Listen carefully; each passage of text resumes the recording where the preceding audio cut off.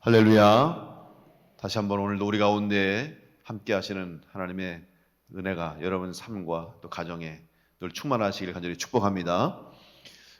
벌써 11월이 됐습니다. 올 한 해도 이제 어느덧 마무리하고 정리할 때가 가까우고 있습니다. 은혜 가운데 남겨진 두 달도 기쁨으로 더 감사함으로 하나님께 영광 돌리며 승리하는 여러분 될 수 있길 간절히 축복합니다. 우리 한번 옆 사람과 인사하겠습니다. 인사할 때 11월 한 달도 은혜 가운데 승리합시다. 인사하겠습니다. 네, 승리하는 한 달 되시길 바랍니다. 여러분 주보의 삽지 다 보셨죠? 이제 11월 달 특별히 추수감사절이 있는 달입니다. 이번 한 달 동안 우리가 그동안 여러 가지 온전한 예배 또 온전한 섬김과 또 하나님 앞에 최선을 다할 수 없는 그런 상황들이 계속되고 있고 지금도 뭐 온전하지 않습니다만은 이제 그래도 조금이라도 좀 더 열심을 낼 수 있는 그런 기회가 된 것 같습니다. 그래서 추수감사절을 맞아서 올해 이번 한 달 동안 우리가 계획한 일정들을 이렇게 기록했습니다. 추수감사절 한 주 앞두고 추수감사절 특별 새벽 기도회로 우리가 모이겠고요.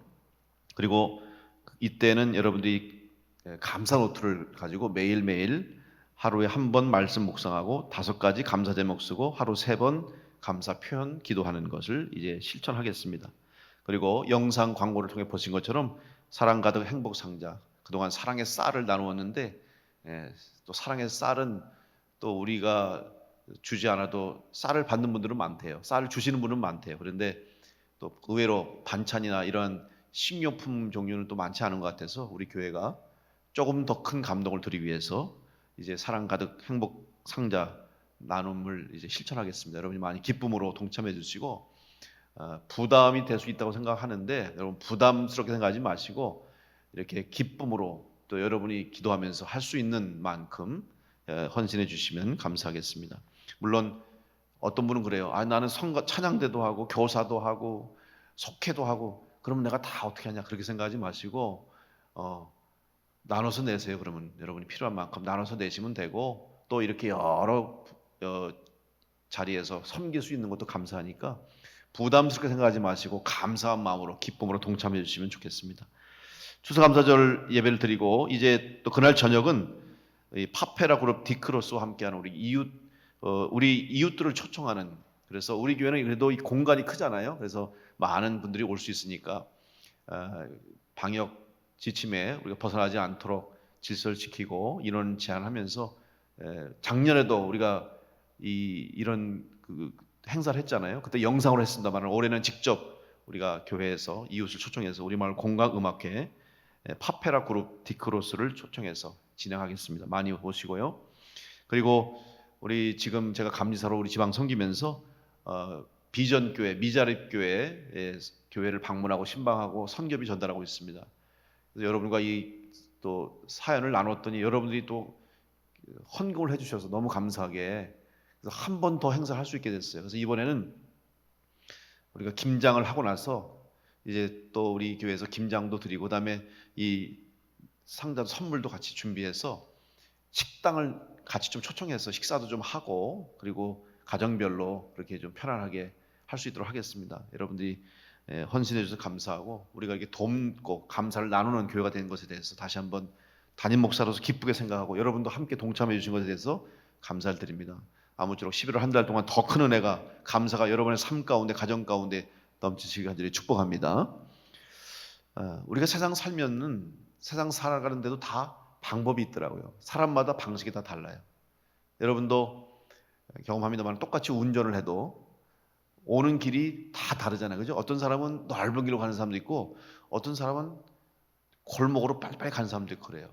저도 이제 우리 요즘은 못합니다만 신방을 한참 할 때 우리 부목사님들하고 신방을 같이 다니잖아요. 그러면 이제 교구마다 목사님들이 다르니까 운전하는 목사님들이 바뀔 때가 있어요. 그러면 희한해요. 어떤 목사님은 항상 이렇게 이 길로 다니는데 어떤 목사님은 또 이런 길로 다녀요. 그리고 어떤 목사님은 크고 넓은 길로 가는데 어떤 목사님은 아주 골목골목 그냥 찾아가서 이리저리 그냥 다니는 분들이 있고 사람마다 방식이 다 달라요. 세상에도 모든 일에도 순서가 있고 절차가 있고 방식이 있습니다. 근데 이런 것들은 하루아침에 만들어진 게 아닙니다. 사실은 오랜 시간, 오랜 세월을 거치면서 습득되어지고 또 오랜 경험과 자연스러운 이치와 순리를 경험하면서 우리의 삶에 익혀지고 전수된 내용들을 우리가 자연스럽게 이제 함께 공유하게 되는 것이죠. 이것이 관습이 되고 풍습이 되고 문화가 되는 것입니다. 그런데 이러한 전통, 관습도 시대가 변하고 상황이 바뀌면 달라지게 되어 있습니다. 더 이상 지속할 필요가 없는 일도 있죠. 그런데 우리는 그것을 버리기가 쉽지 않습니다. 오랫동안 해왔던 것이기 때문에 또 늘 해오던 것이니까 이 편안함을 버리기가 어렵고 또 습관을 버리기가 어려운 것이 오늘 우리들의 삶입니다. 그래서 때로는 버려야 하는데 버리지 못하고 더 이상 하지 말아야 하는데 하는 것 때문에 손해를 보거나 또 혹은 불이익을 당하거나 아니면 우리의 삶을 불편하게 하는 일들이 많이 있죠. 그때 누군가가 용기 있는 사람이 다 하는 것을 하지 않거나 또 다 하지 않는 것을 하는 이런 용기 있는 행동과 모습을 통해서 그 공동체가 그 사회가 달라지는 것을 경험하게 됩니다. 오늘 특별히 우리는 그리스도인으로서 이 세상 살면서 이런 고민을 할 때가 많아요. 모든 사람들이 다 하는 일인데 우리는 해서는 안 되는 일들이 있고 다른 사람들은 다 하지 않지만 우리는 해야 할 그런 상황들이 주어지기 때문에 그럴 때 우리는 신앙적으로 영적으로 고민하고 갈등합니다. 1998년도에 강산해라고 하는 가수가 발표한 노래가 있어요. 여러분 한번 들어보신 분도 있을 겁니다. 제목이 거꾸로 강을 거슬러 오르는 힘찬 연어들처럼. 이 가사가 참 좋습니다. 그래서 그때 많은 사람들이 특히 젊은이들이 이 노래를 부르면서 그들의 미래 아직 결정된 것도 없고 보장된 것도 없는 어떻게 보면 앞으로 어떤 일이 일어날지 모르는 막막한 상황 가운데서 희망을 갖게 하는 그런 노래로 사람들에게 많은 울림을 줬습니다. 그 가사를 한번 제가 읽어드리면 흐르는 강물을 거꾸로 거슬러 오르는 연어들의 도무지 알 수 없는 그들만의 신비한 이유처럼 그 언제서부터인가 걸어오는 이 길 앞으로 얼마나 더 많이 가야만 하는지 여러 갈래의 길 중 만약에 이 길이 내가 걸어가고 있는 돌아서 갈 수밖에 없는 꼬부라진 길일지라도 딱딱해지는 발바닥 걸어가다 보면 저 넓은 꽃밭에 누워서 난 쉴 수 있겠지. 여러 갈래 길 중 만약에 이 길이 내가 걸어가고 있는 막막한 어둠으로 별빛조차 없는 길일지라도 포기할 수는 없는 거야.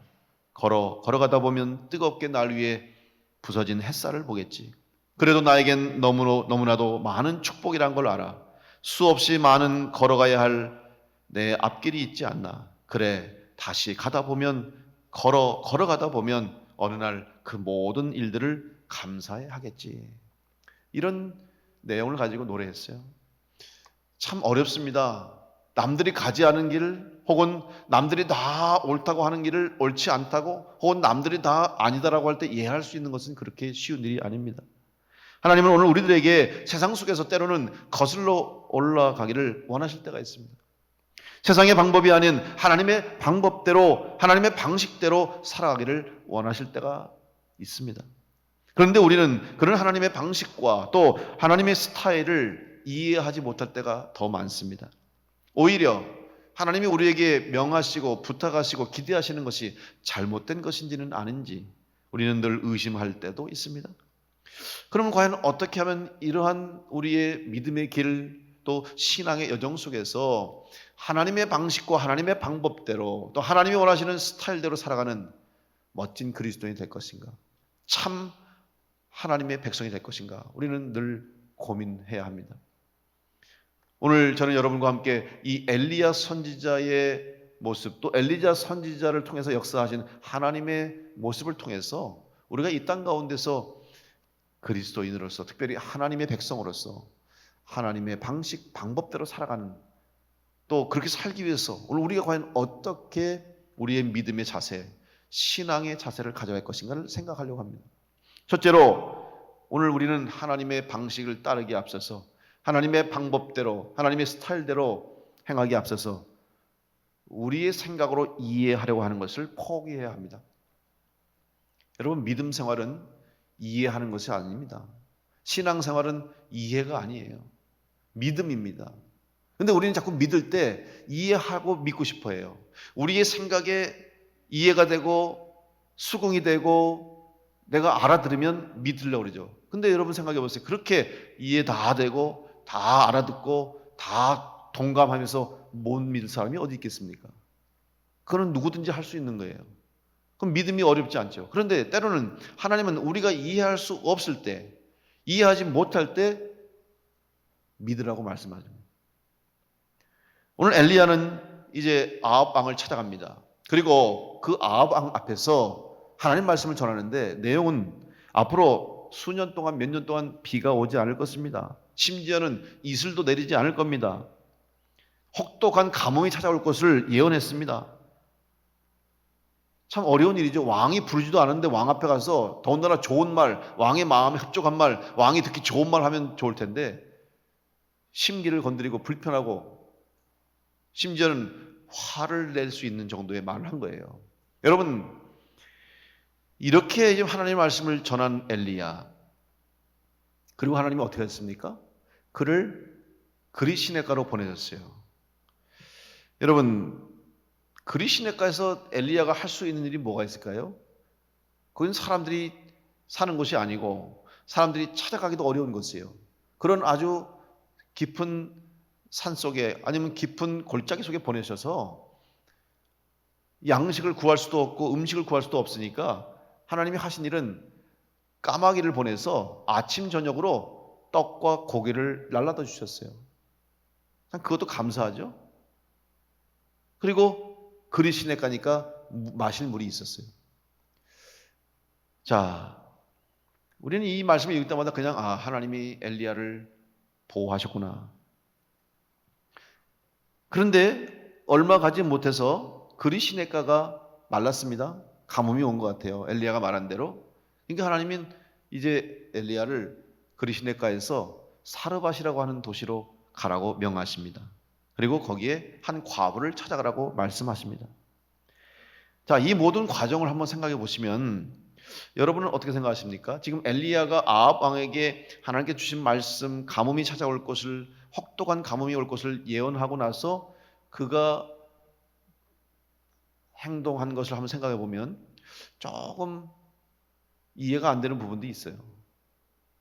왜냐하면 지금 엘리야의 태도를 한번 생각해 보세요. 엘리야의 모습을 상상해 보세요.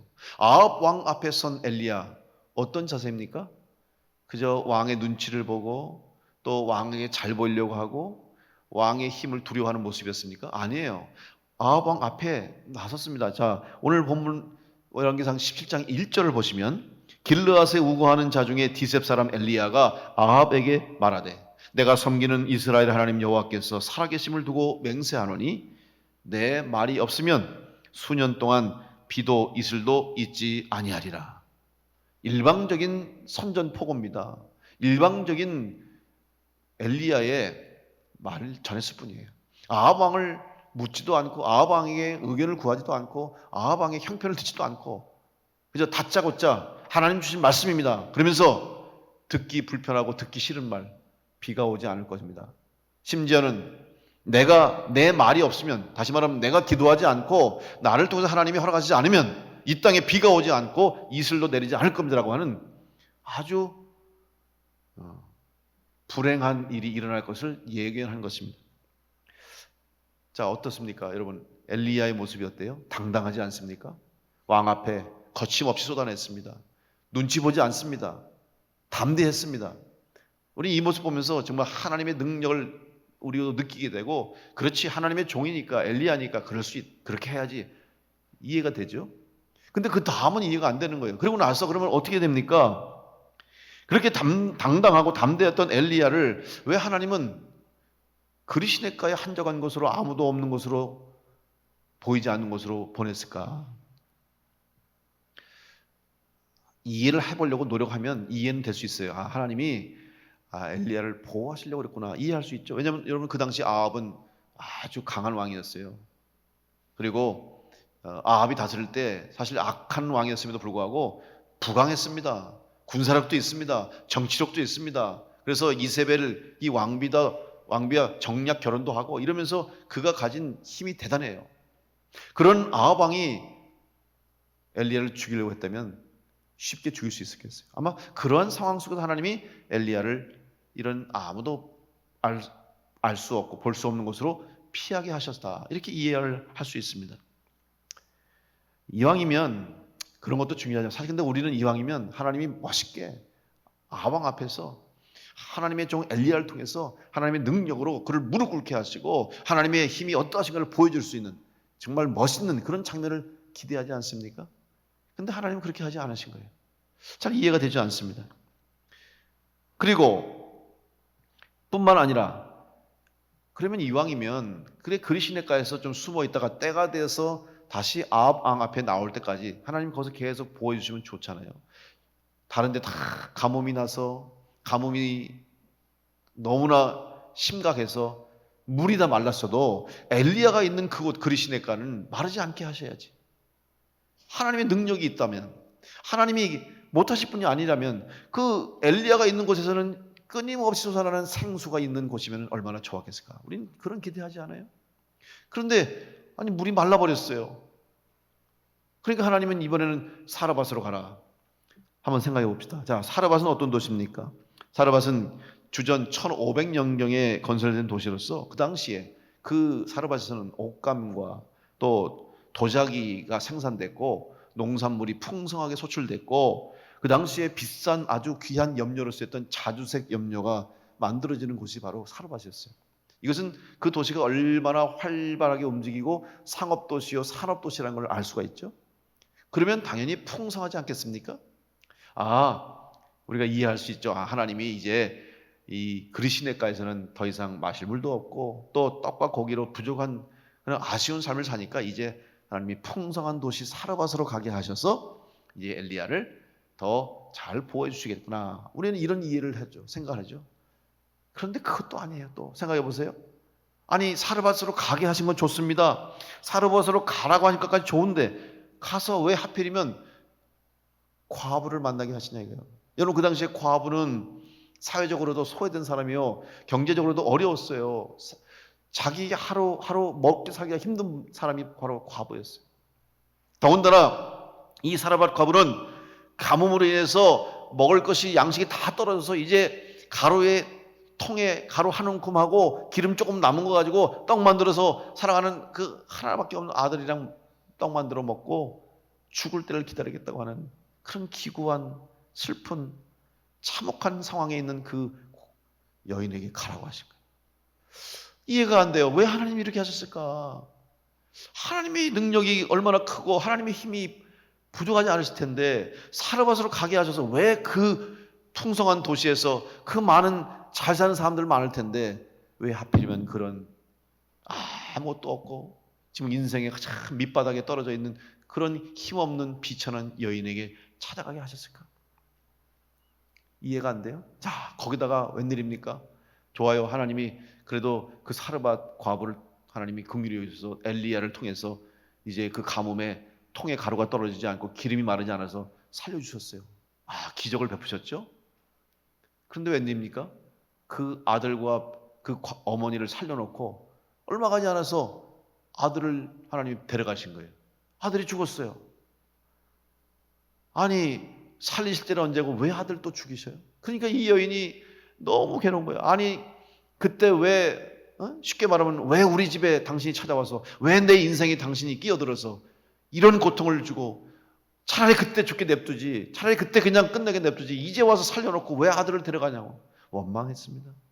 불평합니다. 이해할 수가 없어요. 여러분 우리가 이런 모습 속에서 오늘 엘리야를 통해서 하나님 하신 일들을 통해서 우리가 무슨 생각할 수 있겠습니까? 아무리 이해하려고 해도 이해가 될 수 없어요. 아무리 우리가 생각하려고 해도 우리의 생각으로는 판단이 되지 않아요. 왜 그런지 아십니까? 하나님의 방법이 있기 때문에 그렇습니다. 하나님의 방식이 있기 때문입니다. 근데 우리는 자꾸 그 하나님의 방법과 하나님의 방식을 내 생각, 내 방식대로 이해하려고 하니까 이해가 되지 않는 겁니다. 여러분 믿음은 이해하는 것이 아닙니다. 믿음은 신앙으로 하나님이 어떤 분이신가를 안다면 우리는 그저 하나님의 방식과 방법을 그대로 믿는 것밖에 없습니다. 사랑하는 성도 여러분, 믿음으로 하나님의 말씀에 또 하나님이 행하신 일에 함께하는 여러분 될 수 있기를 간절히 축복합니다. 이해하는 것만 믿고 이해하는 대로 따르겠다고 하는 사람은 신앙이 없는 사람이에요. 때로는 우리가 이해할 수 없고 때로는 우리가 다 알지 못한다 할지라도 하나님의 방법, 하나님의 역사를 믿고 하나님의 방식에 따라가야 되는 거예요. 여러분, 결국 하나님은 무엇입니까? 그 당시에 사르밧 과부에 가게 하신 것은 엘리야를 통해서 아합 왕에게 주시는 메시지예요. 지금 너희들이 형편이 어떠냐? 바로 이 과부와 같다 이거예요. 더 이상 소망이 없어요. 희망이 없어요. 절망적이고 굶어서 죽을 수밖에 없고 풍요가 아닌 오히려 모든 걸 잃었다는 거죠. 여러분, 당시에 아합 왕과 이세벨이 섬긴 신이 뭡니까? 바알과 아세라 신이에요. 여러분, 바알과 아세라 신은 뭔지 아십니까? 풍요한 신이에요. 그런데 지금 그들의 처지는 풍요가 아니라 가뭄과 기근으로 죽음을 앞에 두고 있는 이 상황. 지금 너희가 영적으로 타락해서 하나님 앞에 온전히 예배하지 못하고 하나님만을 섬기지 않는 믿음 없는 모습을 보이므로 결국 이것이 너희들의 영적 상태와 너희들의 미래라는 것을 알게 하시려고 하나님이 엘리야를 통해서 사르밧으로 가게 하셨고 사르밧 과부를 통해서 그들의 현실을 보여주신 것입니다. 오늘 혹시 여러분의 삶 가운데 이해할 수 없고 또 이해되지 않고 믿어지지 않는 일들이 있다 할지라도 여러분은 하나님의 방법, 하나님의 방식을 믿고 전적인 신뢰를 통해서 하나님이 행하신 일에 나아갈 수 있는 흔들림이 없는 믿음의 성도로 끝까지 승리하시기를 간절히 축복합니다. 두 번째 방법이 있습니다. 두 번째 우리의 신앙의 자세는 하나님의 방식에 순종하기 위해서는 난처하거나 곤란해하지 말고 그냥 말씀대로 순종하시기 바랍니다. 엘리야가 사르밧 과부에게 가서 해야 할 일과 말이 있었습니다. 무엇입니까? 열왕기상 17장 10절에서 11절 말씀입니다.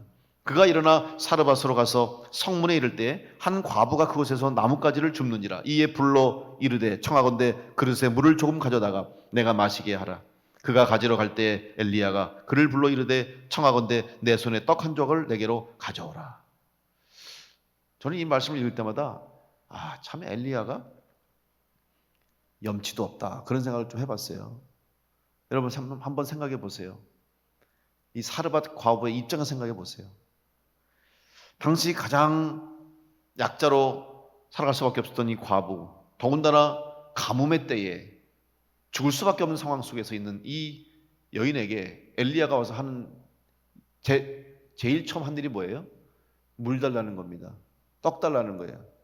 뭐 평상시 같으면은 물 줄 수 있죠. 떡 만들어 줄 수 있어요. 대접하는 것이 그 당시에 문화고 또 손님들을 잘하는 것이 축복의 방법 중에 하나니까 그들이 그렇게 할 수 있었겠어요. 근데 지금 그런 상황이 아닙니다. 여러분, 가뭄의 때 더군다나 그 땅은 비가 잘 오지 않는 곳이기 때문에 평상시에도 물이 귀해요. 평상시에도 물은 소중합니다. 그런데 더군다나 가뭄과 기근으로 인해서 그 어려울 때 물을 달라고 하는 것은 내 생명을 달라는 거예요. 내 목숨과도 같은 걸 달라는 거예요. 근데 희한하죠? 엘리야가 물을 달라니까 여인이 가지러 가요. 그런데 아니, 물 달라는 것도 미안한데 갑자기 물을 가지러 가는 그 여인을 부르면서 잠깐 가서 물 가지러 갔다 올 때 떡 좀 갖다 주시오. 여러분 어떻게 했겠어요? 아마 웬만한 사람 같았으면 욕을 했을지도 모르겠어요. 뭐 이런 게 다 있냐고, 양심도 없다고 소리치고 그랬을 수 있어요. 만약에 엘리야가 자기의 입장에서 이 일을 했다면 못했을 거예요. 이렇게. 근데 보세요. 엘리야는 거침없이 그리고 주저하지 않고 그냥 다 물 갖다 달라고 그러더니 떡도 갖고 오라고. 왜 그랬습니까? 이것은 엘리야의 생각이 아니고 엘리야의 말이 아니고 하나님의 말씀이기 때문이었습니다. 다시 말하면 엘리야는 하나님의 말씀을 전하는 예언자예요. 여러분, 예언자들이 예언할 때 앞으로 장차 일어날 일을 말하기 때문에 우리가 보통 예언 그러면 지금이 아닌 미래에 장래에 일어날 일을 얘기할 때 예언한다 그러는데, 물론 맞습니다. 하나님이 때로는 장차 앞으로 일어날 일을 예언자와 선지자를 통해서 말씀해 주세요. 그런데 그 예언자는 그 예자를 쓰는 게 아니라 맡길 예자를 쓰는 거예요. 무슨 얘기냐면 하나님이 자기에게 맡겨주시고 하나님이 전하라고 하는 부탁하신 말씀만 전하면 되는 거예요. 그래서 예언이에요. 예언자예요.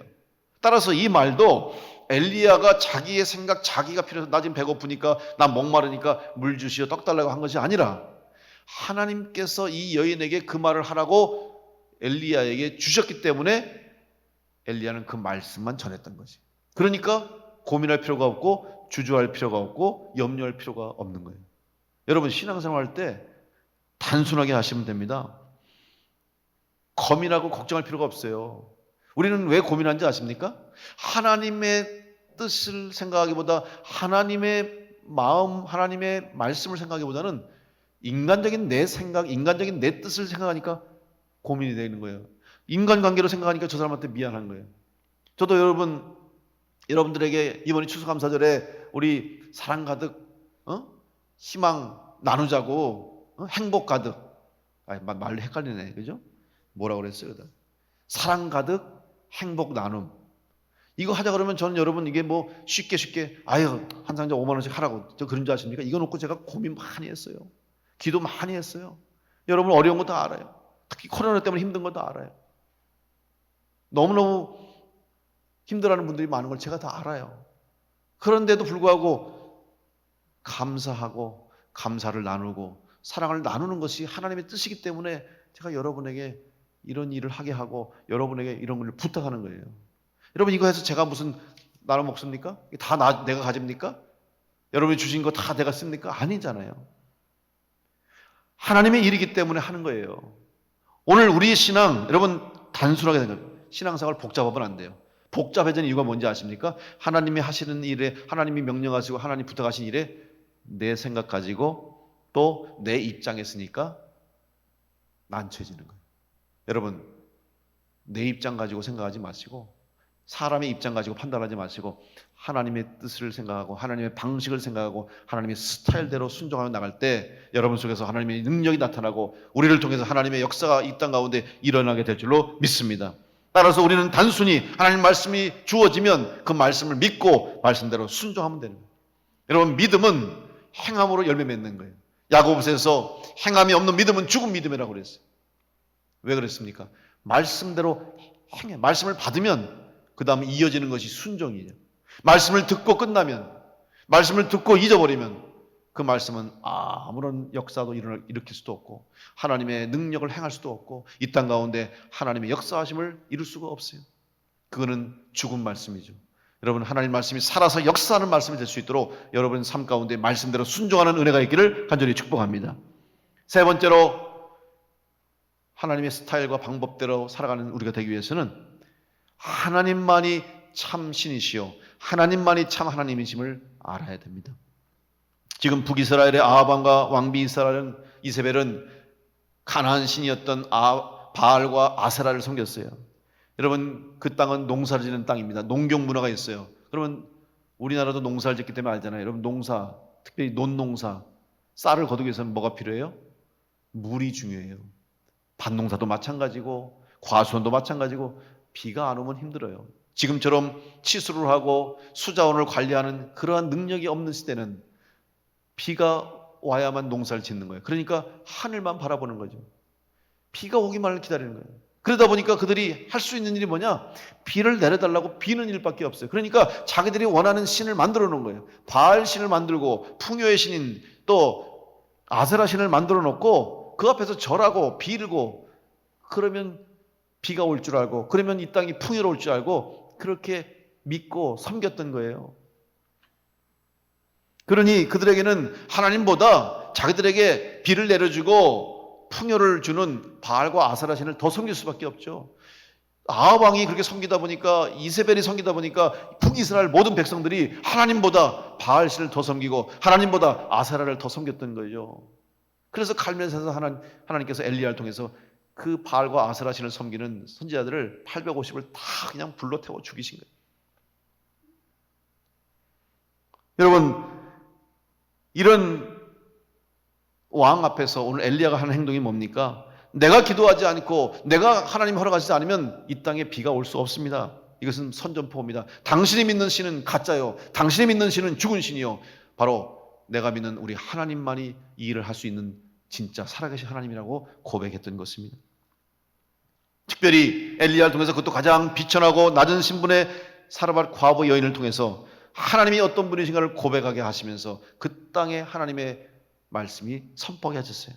열왕기상 17장 24절에 보면 여인이 엘리야에게 이르되 내가 이제야 당신은 하나님의 사람이시요 당신의 입에 있는 여호와의 말씀이 진실한 줄을 아노라. 이 말씀을 고백하게 하면서 하나님만이 참 하나님이시요 하나님만이 살아계신 신이라는 것을 아합과 이세벨과 북이스라엘 백성들에게 선포하게 하신 겁니다.